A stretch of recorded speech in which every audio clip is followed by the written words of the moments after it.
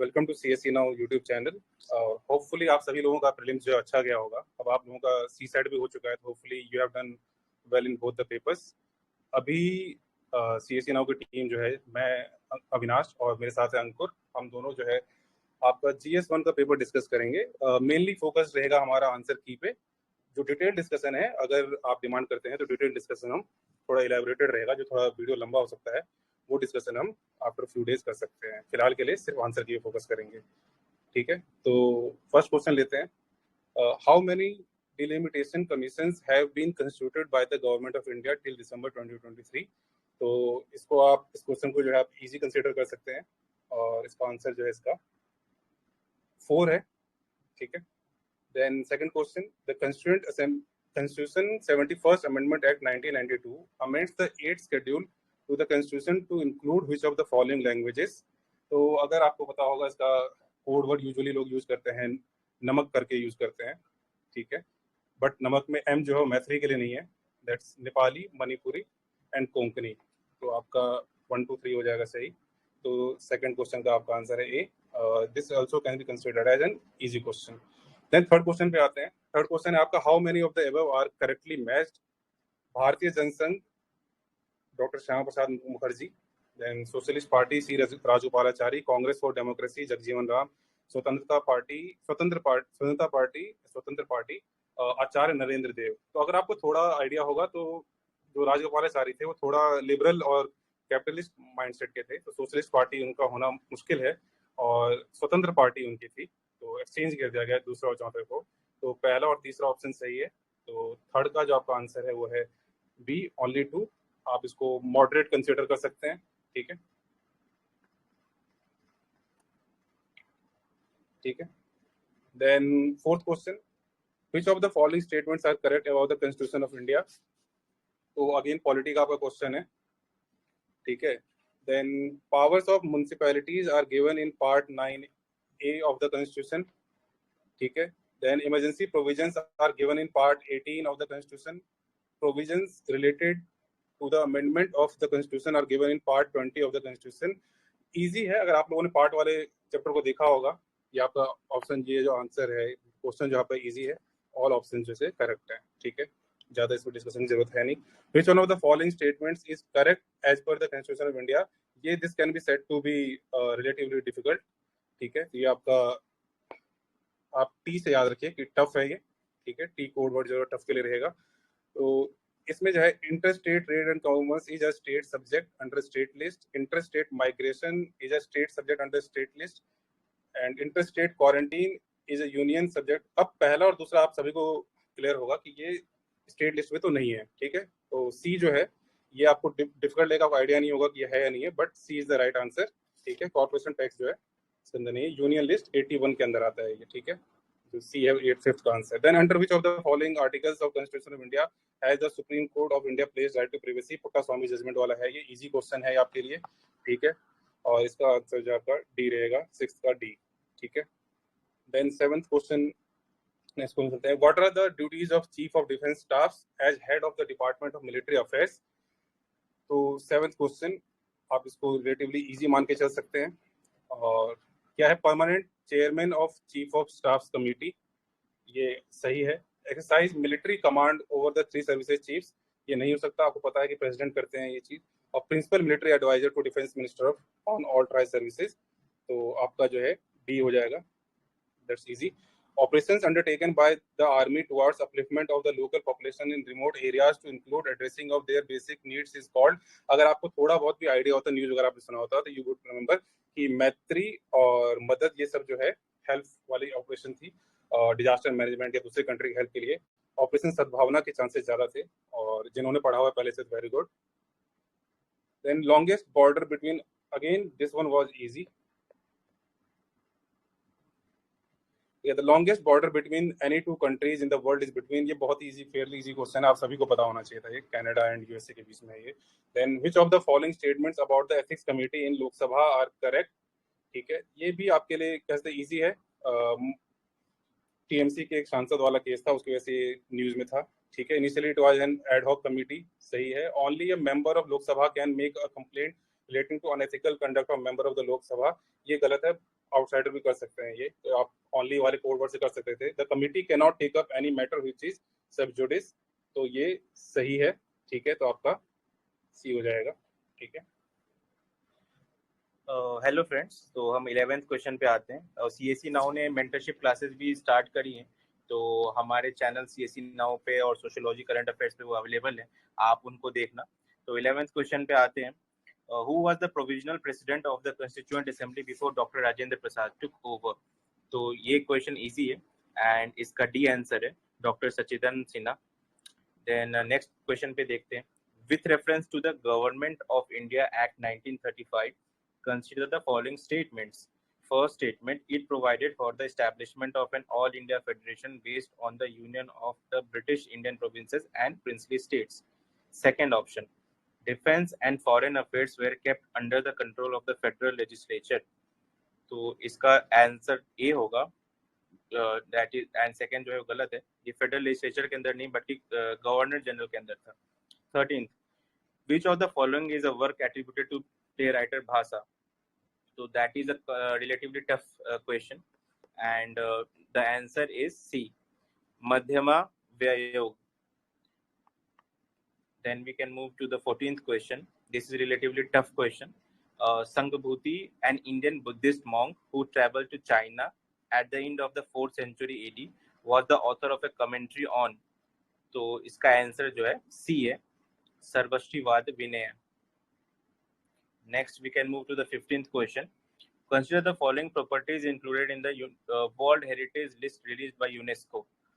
And options are 1. Shanti Niketan, 2nd Rani Ki Vav, 3rd Sacred Ensembles of the Hoysalas, 4th Mahabodhi Temple Complex at the Bodh Gaya. तो इसका answer जो है वो B है, only 2, 1 and 3 are the right options, Shanti Niketan and Sacred Ensembles of the Hoysala। ये easy question था। Then हम देखते हैं 16th question को। As per the Article 368 of the Constitution of India, the Parliament may amend any provision of the Constitution by way of, first is addition, second is variation, and third is repeal। तो ये easy question है, and answer is D, 1, 2, 3 तीनों ही होंगे इसके अंदर। Then we can move to the 17th question। आपने देखा होगा कि किस तरीके से पॉलिटी के जो है बहुत ही आसान क्वेश्चन इस बार आए हैं, तो अगर आपने कंप्रिहेंसिवली लक्ष्मीकांत पढ़ा होगा तो आपके लिए आसान होगा। Consider the following countries: Italy, Japan, Nigeria, South Korea, and South Africa. Which of the above countries are frequently mentioned in the media for their low birth rates or aging population or declining population? So this is an easy question, and answer is A, 1, 2, and 4. Italy, Japan, and South Korea. Next is 18th question. Which of the following statements are correct in respect of a money bill in the parliament? First is Article 109 mentions special procedure in respect of money bills. Second, a money bill shall not be introduced in the Council of States. Third, the Raj Sabha can either approve the bill or suggest changes but cannot reject it. Fourth, amendment to money bill suggested by the Raj Sabha have to be accepted by the Lok Sabha। तो 18 जो है इसका answer C है, 1, 2, and 3, and this is an easy question। Next is the 19th question. This is a tough question. Which of the following are correctly matched in terms of equivalent rank in the 3 services of Indian Defence Forces? हमारे पास equivalent Army, Air Force and Navy के दे रखे हैं, and the correct answer is D, Delhi. Only third is Major, Squadron Leader and Lieutenant Commander is the correct choice। Then we can move to the 20th question. This is also a tough question. The Northeast Council was established by the Northeastern Council Act 1971. Subsequent to the amendment of NEC Act in 2002, the council comprises which of the following members? So we have 4 options. 1, governor of the constituent state, chief minister of that state. Third is 3 members to be nominated by the president, and fourth is the home minister of India। So answer is D, all 1, 2, 3, 4। Home Minister is ex officio chairman of this NEC। So moving on to the next question, 21st question देखेंगे। काफी news में था ये, आप सभी ने पढ़ा होगा इसे। नारी शक्ति वंदन अधिनियम से लेके क्वेश्चन है ये। Provisions will come into effect from the 18th Lok Sabha. अब 18th लोकसभा करंट है, तो आपको पता होगा इसमें तो इंप्लीमेंट नहीं हुआ है ये, तो पहला आपका गलत हो जाता है, इसी हिसाब का क्वेश्चन हो जाता है, ठीक है। इसका सी आंसर जो है और इसका आपका इजी रहेगा. Second option, this will be in force for 15 years after becoming an act, सही है. There are provisions for reservation of seats for scheduled caste women within quota reserve for the scheduled caste, ये भी सही है. Then which of the following statements about exercise Mitra Shakti, अब defence exercises पे question आया, UPSC ने पूछा है वापस से. Again it is relatively easier question. अगर आपको इतना पता होता कि इनके बीच में होता है, you would have done it. पहला जो है ये रॉन्ग है, ये इंडिया और श्रीलंका के बीच में होता है. बाकी फर्स्ट अगर रॉन्ग है तो आपका second, third, fourth on Pune में हुआ था. Joint response during counter-terrorism operations was a goal of this operation, and Indian Air Force was a part of this exercise. तो हमारे प्रीलिम्स के मेंटरशिप में काफ़ी चीज़ें हमने बताई हुई थी, और जो एजुकेटेड गेस होता है इसको आप तुक्का नहीं कहेंगे, इसको आप ब्लाइंडर नहीं कहेंगे. जो एजुकेटेड गेसिंग है, जो एग्जिस्टिंग नॉलेज है, यहाँ बस आपको ये पता होना था कि ये मित्र शक्ति एक्सरसाइज जो है ये किन कंट्रीज के बीच में है. बस इतना अगर आपको पता होता तो you would have done this question easily. Then moving on to the next question, the 23rd question, writ of prohibition is an order issued by the Supreme Court or High Courts too. ये writs पे question पूछा है. Again polity Laxmikant से directly question लिया हुआ है, ठीक है. ये आप इसे रिलेटिवली इजी क्वेश्चन कह सकते हैं, ठीक है. इसका आंसर आपका जो रहेगा वो रहेगा सी. लोअर कोर्ट को प्रोहिबिट करने के लिए होता है. It's issued to the lower court prohibiting continuation of proceeding in a case. उन्हें रुकने के लिए बोला जाता है, prohibit होने के लिए कहा जाता है. फिर for 24th question, consider the following statements. It is the governor of the state who recognizes and declares any community of the state as scheduled tribe. A community declared as scheduled tribe in a state need not to be so in another state. Again ये question जो है आपके लिए easy रहना चाहिए. Direct question है ये Laxmikant polity से. आपका जो फर्स्ट है ये गवर्नर ना होके प्रेसिडेंट होते हैं, आपको पता होगा, ठीक है. तो आपका जो आंसर है 24th का भी इजी है. ये 25th, with reference to union budget, consider the following statement. The union finance minister on behalf of prime minister lays the annual financial statement before both the houses of parliament. At the union level, no demand for grant can be made except on the recommendation of president of India. यहाँ से hint ले सकते थे आप, president के behalf पे करते हैं, ये गलत है. सेकंड सही है, तो आपका बी ऑप्शन होगा, ये भी इजी है, ठीक है. 26 अगेन काफी न्यूज वाला क्वेश्चन था, इजी ही कहेंगे इसको. द इंडिया वे जो बुक है एंड व्हाई भारत मैटर्स, ये किनकी बुक है? तो सुब्रमण्यम जयशंकर, हमारे जो फॉरेन मिनिस्टर, उनकी बुक है ये. देन 27 अगेन करंट अफेयर्स से क्वेश्चन है, काफी popular. Argentina worst economic crisis, Sudan war between the countries regular army and paramilitary forces. Then ये काफी फेमस चल रहा था, वहां पे वॉर चल रहा है ये. तो पहला और सेकंड जो है सही है. टर्की ने नेटो की जो अपनी सदस्यता है, अपनी मेंबरशिप, वो छोड़ी नहीं है, तो आपका थर्ड गलत है, ठीक है. Then how many of the pairs, तो आपका ये जो है ओनली 2 पेयर्स, और रिलेटिवली इसको आप मॉडरेट कह सकते हैं, ठीक है. Then 28th question, Sumed pipeline is a strategic route for Persian Gulf oil and natural gas shipments to Europe, and Sumed pipeline connects the Red Sea को कनेक्ट करता है मेडिटेरेनियन सी से, और पर्शियन गल्फ के ऑयल नेचुरल गैस को लेके जाता है यूरोप तक. तो ये जो है दोनों ही सही है. टफ इसे आप कह सकते हैं, ठीक है. बहुत ज्यादा न्यूज में नहीं था ये, बट हाँ थोड़ा आइडिया हो सकता था कुछ लोगों को. इसका आंसर जो आपका ए है, करेक्टली एक्सप्लेन भी करता है इसको ये. Then consider the following statement. The Red Sea receives very little precipitation in any form. काफी ज्यादा सलाइन है, तो आपको आइडिया होगा रफली इसका. No water enters the Red Sea from rivers. इस क्वेश्चन को थोड़ा आप डाउटफुल लेके चल सकते हैं. 29th क्वेश्चन को, ये नो वाटर जो थोड़ा एक्सट्रीम स्टेटमेंट है, बट इन जनरल जो देखा जाता है कि कोई मेजर स्ट्रीम या इस तरह की चीजें, वाटर इसमें आउटलेट नहीं है इसमें, ठीक है. तो इसका आंसर जो है आप लेके चलेंगे ए. एक्सट्रीम स्टेटमेंट हम गलत लेके चल रहे हैं, बट ये डाउटफुल है, या फिर ए हो सकता है या आपका सी हो सकता है इसमें, ठीक है. Then 30th question, according to environmental protection agency, which one of the following is the largest source of sulfur dioxide emissions? ये रिलेटिवली आप इसको मॉडरेट मान के चल सकते हैं, मॉडरेट या फिर easy. Power plants using fossil fuel, ये जो है आपका इसे highest, one of the highest है सल्फर डाइऑक्साइड का सोर्स, ठीक है. And 31st question. Okay, so 31st question हम देखते हैं, and this is relatively moderate question, moderate to tough कह सकते हैं. Statement 1, if the United States of America were to default on its debt, holders of US Treasury bonds will not be able to exercise their claims to receive payment. And ये सही लग रहा है. Second है, the USA government debt is not backed by any hard asset but only by the faith of the government. This is correct. So A के chances हैं इसमें maximum. Then we can move to the 32nd question.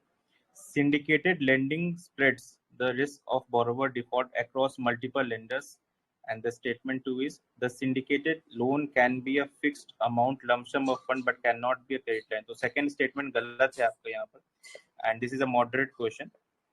तो second अगर गलत है तो ये C हो जाएगा इसका answer. Then we can move to the 33rd question. ये बहुत न्यूज में था digital rupee. Consider the following statement in respect of the digital rupee. The first option is it is a sovereign currency issued by the Reserve Bank of India in alignment with its monetary policy. Second, it appears as a liability on the RBI's balance sheet.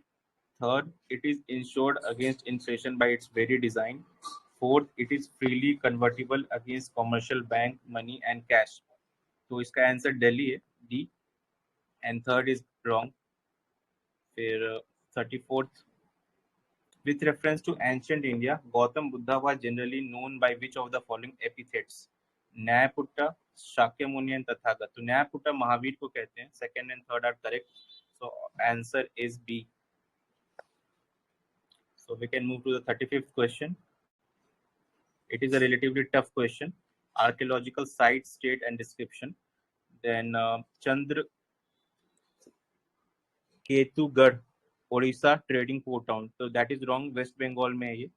Second is Inamgaon, Maharashtra Chalcolithic site is correct. Third is Mangaluru, Kerala megalithic site is correct. Fourth is Salihundam, Andhra Pradesh rock cut cave shrine. So this is in Andhra Pradesh, but rock cut cave shrine is not correct. So 2 and 3 are correct. Option is B, and it is tough. 36. It is also a tough question. Which of the following rulers of medieval India gave permission to the Portuguese to build a fort at Bhatkal? So the answer is Krishnadev Rai, A. With reference 37 देखते हैं. With reference to the revenue collection by Cornwallis, consider the following statements. First, under the Royatwari settlement of revenue collection, the peasants were exempted from revenue payment in case of bad harvest or natural calamities. तो ये exemption word गलत उनका उनको हम थोड़ा सा कम कर सकते थे पेमेंट, लेकिन टोटली एग्जेम्प्ट नहीं करते थे ये. Second, under the permanent settlement in Bengal, if the zamindar failed to pay his revenue to the state on or before the fixed date, he would be removed from his zamindari. So that is correct, and this is an easy question. 38 is also a tough question. There are no parables in Upanishad. So this is correct. This is not correct. There are parables in Upanishad. Second, Upanishads were composed earlier than Puranas. So that is correct. So answer is B. 39.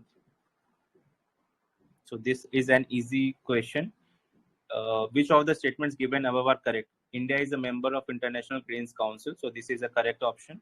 A country needs to be a member of International Grain Council for exporting or importing rice and wheat. That is wrong. So one is correct. A. That was easy. 40. Which one of the following was the latest inclusion in the Intangible Cultural Heritage List of UNESCO? So 40 answer is C. That is an easy question. And moving on to the next question. Again, आप सभी लोग जो हैं CSE Now YouTube channel पे हैं. Thank you all for watching us. और हमारे Telegram channel को भी जरूर देखें. CSE Now के नाम से है और अविनाश और अंकुर की प्रोफाइल भी होगी उस पे. और साथ ही साथ सोशियोलॉजी करंट अफेयर्स का हमारा चैनल है. Okay, then 41st question. There is instability and worsening security situation in the Sahel region. And statement 2 is there have been military takeovers in several countries of the Sahel region in the recent past. ठीक है, तो ये easy question है और पहला option सही है और दूसरा उसको सही एक्सप्लेन कर रहा है. अगर आपने न्यूज थोड़ा भी फॉलो किया हो या आईआर की कोई करंट अफेयर्स मैगजीन पढ़ी हो इररिस्पेक्टिव ऑफ द इंस्टीट्यूट, उसमें ये कवर्ड है. ठीक है, तो पहला सही है. Then 42nd, India does not import apples from the USA. ये गलत है, एक्सट्रीम स्टेटमेंट है और आपको पता होगा आता है हमारे यहाँ यूएसए से Apple. In India the law prohibits import of genetically modified food without the approval of the competent authority. This seems to be correct. Obviously FSSAI ये काम करता है, उनके अप्रूवल के बिना आप नहीं कर सकते. ये तो इजी क्वेश्चन कहेंगे इसको, आपका सही होगा hopefully. Then 43rd, with reference to the speaker of Lok Sabha, consider the following statements. while any resolution for removal of the Speaker of Lok Sabha is under consideration, she shall not preside, she shall not have the right to speak, she shall not be entitled to vote on the resolution in the first instance. ये गलत दे रखा है, first instance में कर सकता है, बाद में नहीं कर सकते, वो कास्टिंग वोट नहीं डाल सकते, और उनके पास राइट टू स्पीक होता है, तो only one will be the correct answer, और ये आपको इसे आप इजी कंसीडर कर सकते हैं विद रेफरेंस। अब इस पे थोड़ा सब्जेक्टिव हो सकता है, इजी टू मॉडरेट, ये बस है कि हम सिंबोलिज्म के लिए बताने के लिए आपको हम बता रहे हैं, बट सब्जेक्टिव है, किसी के लिए कोई और इजी होगा, हमारे लिए कोई और इजी होगा, ठीक है।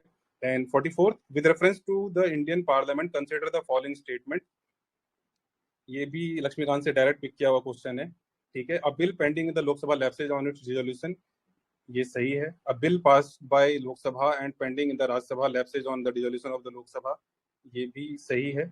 और third, a bill in regard to which the president of India notified his intention to summon the houses to a joint sitting lapses on the resolution of the Lok Sabha, this is wrong. Again direct question है ये, तो आपको expectation है कि ये सही हुआ होगा आप लोगों का। Then with reference to 45th question, with reference to Parliament of India, consider the following statements. Prorogation of a house by President of India does not require advice of Council of Minister. Without Council of Minister के advice के maximum चीजें नहीं कर सकते हैं, ये पता होगा आप लोगों को। Prorogation of house is generally done after the house is adjourned sine die, but there is no bar to the President of India prorogating the house which is in session. Then third option is resolution of the Lok Sabha is done by the President of India, who save in the exceptional circumstances does so on advice of Council of Minister. तो 45th का आपका जो answer है वो है सी। Second and third सही है, पहला गलत है, काउंसिल ऑफ मिनिस्टर का एडवाइस चाहिए होता है, इसको आप इजी से मॉडरेट मान सकते हैं। देन 46th क्वेश्चन, इसको आप टफ कंसीडर कर सकते हैं। The European parliament approved the net zero industry act recently, then the European Union intends to achieve carbon neutrality by 2040 and therefore aims to develop all its clean technology by that time. तो इसका पहला सही है, दूसरा incorrect है, यहाँ focus करते हैं all of its clean technology, extreme statement है। Then 47th question, recently Venezuela has achieved a rapid recovery from its economic crisis and succeeded in preventing its people from fleeing, immigrating to other countries. अगर आप statement पढ़ेंगे तो seems to be extreme statement, तो पहला आपका incorrect हो जाएगा, दूसरा सही हो जाएगा। Venezuela has the world's largest oil reserves, तो आपका 47th का जो आंसर हो जाएगा D. First is incorrect, second is correct, इसे आप इजी काउंट कर सकते हैं। देन 48th इजी से मॉडरेट आप इनफैक्ट काउंट कर सकते हैं। Then 48th with reference to digital India land records modernisation programme, अभी गवर्नमेंट स्कीम से क्वेश्चन है, consider the following. This is an central sector scheme, तो 100% फंडिंग रहेगी, इसमें करेक्ट है। Under the scheme cadastral maps are digitise, ये भी correct है। An initiative has been undertaken to transliterate the records of rights from local languages to any of the languages recognized by Constitution of India. This is not extreme क्योंकि limited languages हैं, 22 languages है, उसमें translate करना है, तो all are correct, तो इसको आप moderate consider कर सकते हैं। 49th with reference to the प्रधानमंत्री सुरक्षित मातृत्व अभियान, consider the following statement। Scheme से क्वेश्चन है, ये टफ से कंसिडर करेंगे। This scheme guarantees a minimum package of antenatal care services to women in their second and third trimester of pregnancy and 6 months। अब ये स्टेटमेंट जो है ये seems to be incorrect। 6 months post delivery health care service in any government health facility, 6 months post delivery की बात scheme में नहीं की गई है। Under this scheme, second option, under this scheme private sector health care providers of certain specialties can volunteer to provide services at nearby government health facilities, ये mention है, आपका सेकंड रहेगा, इसको आप मॉडरेट कंसीडर कर सकते हैं या टफ कंसीडर कर सकते हैं, ठीक है। Then 50 question with reference to Pradhan Mantri Shram Yogi Maandhan Yojana, famous scheme है, consider the following statement. The entry age group 4 enrolment in the scheme is 21 to 40 years, यही कैच है, इसमें 18 years के प्लस वाले जो होंगे वो काउंट होंगे इसमें, ठीक है। देन 50 का जो है इसे आप इजी कंसीडर कर सकते हैं, सेकंड और थर्ड जो इसका करेक्ट आंसर होगा। Fourth is also incorrect. Family pension जो अनमैरिड डॉटर्स के लिए नहीं होता, सिर्फ स्पाउस के लिए होता है, ठीक है।